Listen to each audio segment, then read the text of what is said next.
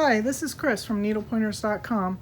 Today I was going to show you how I repaired the hole in this bag, and we're also going to add a lining.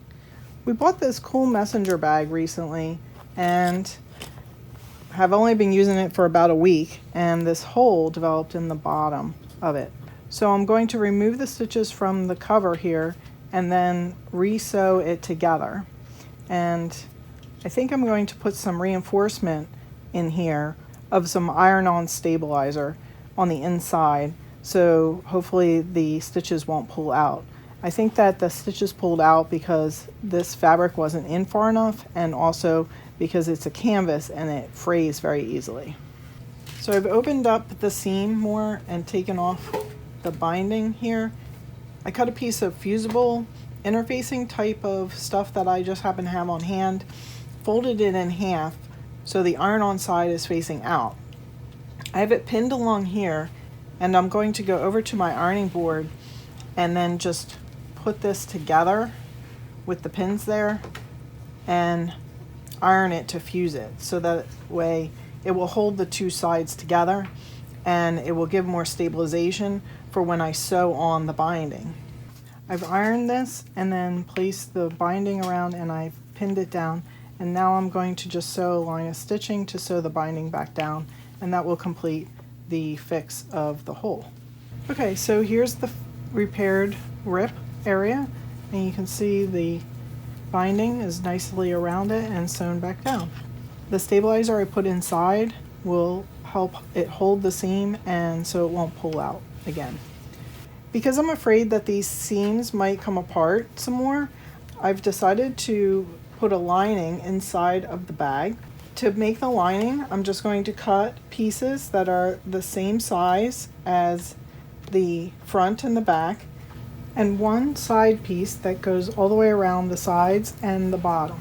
And I'm going to sew the pieces together, and then I'll attach them by sewing around the top here. So I'll be back after I finish making the lining. If you're interested in seeing more photos or step-by-step instructions on making the lining, please click the link in the description of this video to go to our website, and on that page I'll have more photos and step-by-step instructions on how I actually put together the lining. So here's my lining, and I cut the three pieces, and the side and the bottom just goes in between the front and the back pieces. I've also used my serger to finish the edge. This probably isn't necessary because it's going to be on the inside of the bag, but I just wanted to do that. And I'm going to just be inserting the lining into the bag and then stitching around the top. So I folded down the edge, the top edge, by about 1/4 of an inch, and to use as the hem, and then I'm going to insert it in the bag. Insert the lining in like this, and then line up the lining right along the edge, the top edge of the bag, all the way around. So like this. I'm going to top stitch down along the edge to secure the lining into the bag.